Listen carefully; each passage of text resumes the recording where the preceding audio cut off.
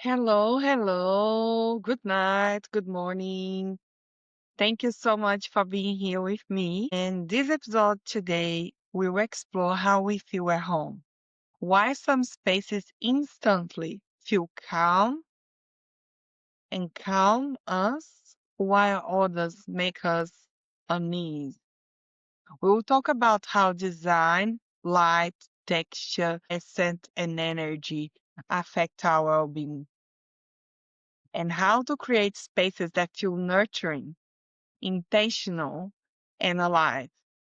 Because when it comes to your home, it's never just about how it looks, it's all about how you feel. This week, I went to a business event with a very successful mindset coach. And the biggest discussion was actually about being, surprisingly, we are human beings, not human doings. And when we enter space, we experience it with all our senses. Most of us think about what we see, the colors, the furniture, but our brain is constantly processing everything. Remember that. The smells, the sounds, the texture, the temperature. In architecture, when it's designed with intention, it speaks directly to all our senses. It's not just walls and windows, it's an emotional experience. So I want to share something personal with you. Even before I studied architecture, I always had the sense that space is about what you feel. I started studying building and construction when I was only 15 years old. And there were a few buildings in my hometown that absolutely fascinated me. So one of them was a hotel that's now it's a resort that was originally built to be a casino in the 50s. However, casinos were prohibited in Brazil and it never actually opened as a casino. Every single room had been designed with intention. The architecture was stunning, of course. If you ever been to a casino, you know that they don't want you to leave. They want you to stay there as long as possible. But this hotel was very special. So this hotel tell the history of my state in Brazil. So I'm from a mining state in Brazil, Minas Gerais, and this hotel had this way through the architecture to tell the history of the state. There was a state saloon, the Black Gold Saloon. The rooms were filled with natural light, beautiful glasswork. The glasswork used to tell the history of the mining and different aspects of the state, a lot of wood and color. So every saloon of the hotel had a unique color and it still have it nowadays because they preserve everything very well as well. Everything was full of texture, life, and nostalgia. As a student, 15 years old, I wasn't allowed to go inside very often, but every time I went there for an excursion, I found myself lost, completely lost. But I was lost in admiration. I was there for ages looking and trying to absorb everything. Was so much information, but a kind of a soft information wasn't something overwhelming that I could just stay there, fascinated. The light, the smell, the polished wood, the little details of gold, the paint, everything was incredible. So years later, after studying so much biophilia, architecture, neuroscience, and how these spaces affect how you feel, now I can explain every single reason why I felt that that space was so magical. The architects might not have the science to back them up at the time, but they already knew intuitively how these spaces can affect our soul. It's goes very deep.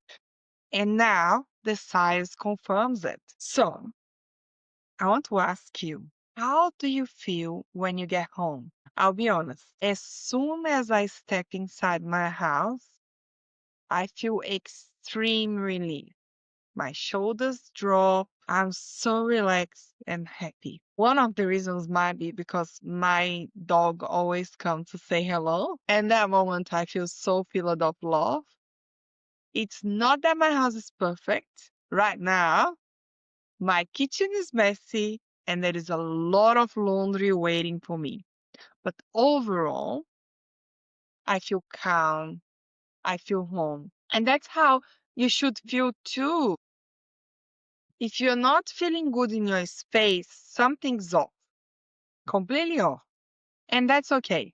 Because awareness is the first step to change, especially if you have children. Because if you're not feeling good in your home, your children are feeling worse. Their senses are much more deeper. They feel things deeper than we do. If you feel overwhelmed, they'll feel it too. That's why our home needs to support not just our bodies, but our emotions. So I told that story of the hotel in the beginning, and that's extremely true to show how a good architecture can make us feel magical, happy, relaxed. Sometimes you just don't want to leave the space. And that's how you should be feeling right now about your home. That's your safe place. Let's talk about few things that you can do in your house that will help you to feel that way, to feel the calm, the happiness, feel like I can breathe. That's how I feel like when I open the door. Some days you have such a busy day, you have a big day of work, all you want is to get home. And as soon as I get home, I take my shoes off and it's like deep breathe. Here I can be myself.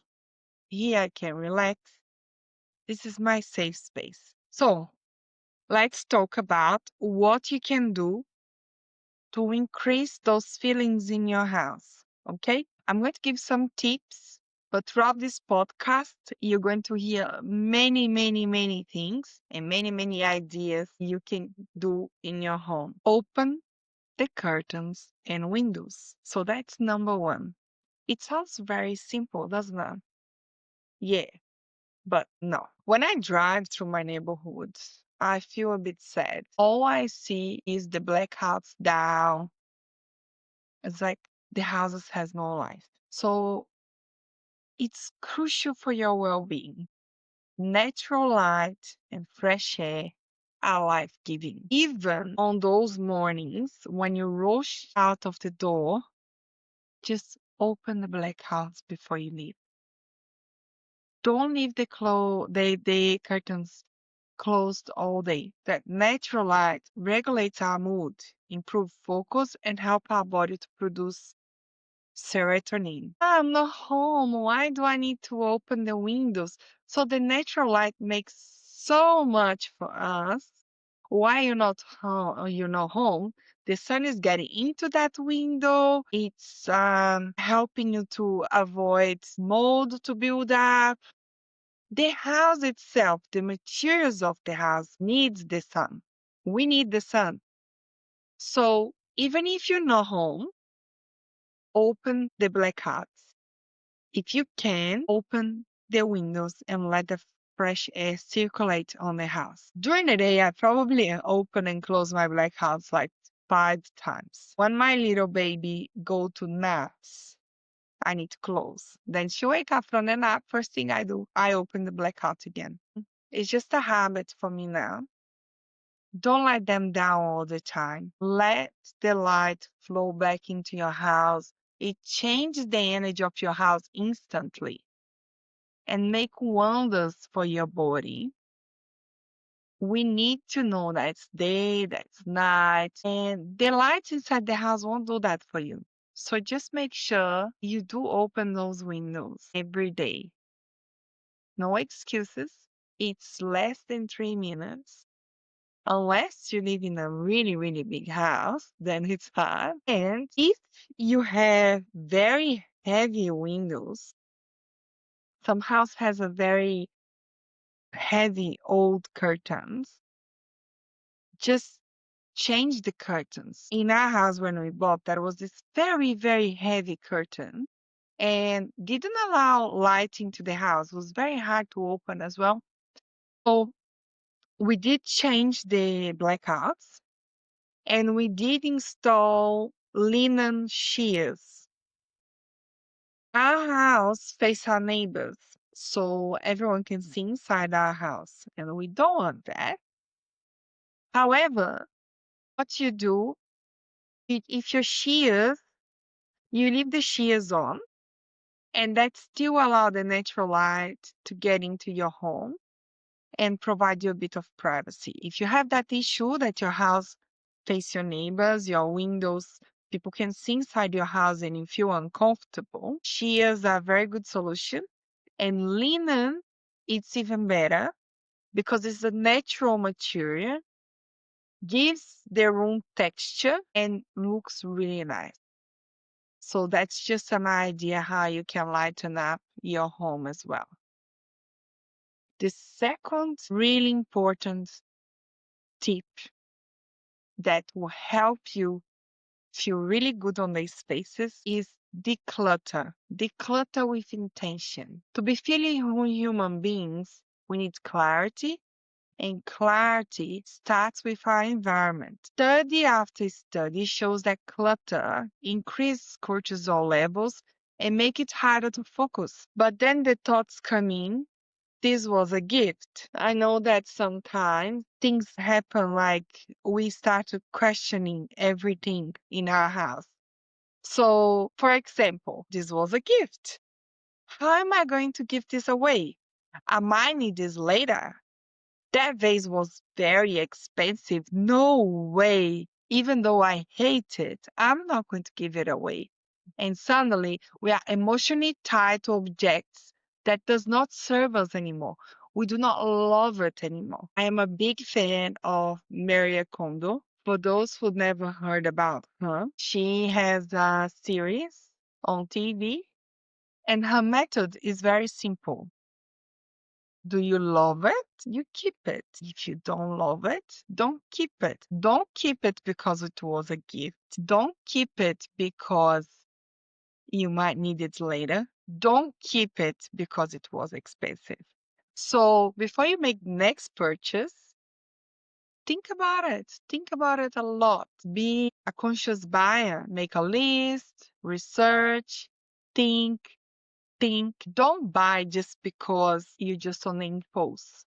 That's how we end up with so many things we don't need in our house. It's so overwhelming. I don't even know where to start. I know it can be really overwhelming, but hey, we are on spring, at least here in Australia. I know some countries is starting autumn, but this is a really good time of the year to do a little bit of declutter. And you feel so good after. They call it spring clean here. Start small, 5 minutes. I'm a mom. I'm busy. I get you. I see you. It's difficult. You have so much already on your plate, but 5 minutes. That's what I do with myself. I say to myself, I'm going to do that draw in 5 minutes. And then it's so quick. And then I feel accomplished. I feel happy. Begin with surfaces. That's what I would say. Begin with your surfaces. Kitchen bench, the bathroom bench, that dining table, you drop everything. Hey, I'll tell you why I'm saying that. Because we do the same. We drop a lot of things on our dining table. We arrive, we drop on the dining table. We get a gift. First place goes on the dining table. But hey, what do I keep doing all the time? I keep cleaning the dining table, make sure it doesn't become a cluttered space that we don't even have a dining table anymore. So it's a constant. It's constant. Decluttering is something that you need to do often. Too many items on display make a space feel chaotic and dirty, even when it's clean. Find a drawer, a cabinet for what you don't use daily. Ask yourself, do I really need 7 different perfumes? Think about a five-star hotel, a resort, or a boutique. They do not display everything. Only what's intentional, beautiful, and high quality. Your home deserves that same respect. So when I was studying architecture, I learned something really important that I took for life. And I even wrote about this on my book with detail that expensive items are showcased. So, for example, you get on a cheap shop, there's so much going on, that sometimes you're so overwhelmed, you don't even know what to get. I am like that. I am a person that can get overwhelmed very quickly if too much. Sometimes I go to a shop, if that is too much, I have to leave it. And then I sometimes do not even buy anything. However, if you go to an expensive boutique or a designer shop, will be so few items on display, and that's in purpose. They do that because what? They want you to feel that that dress is extremely special. It's just one available. And that will generate on you that sense of, oh, wow, I need to get this because this is so special.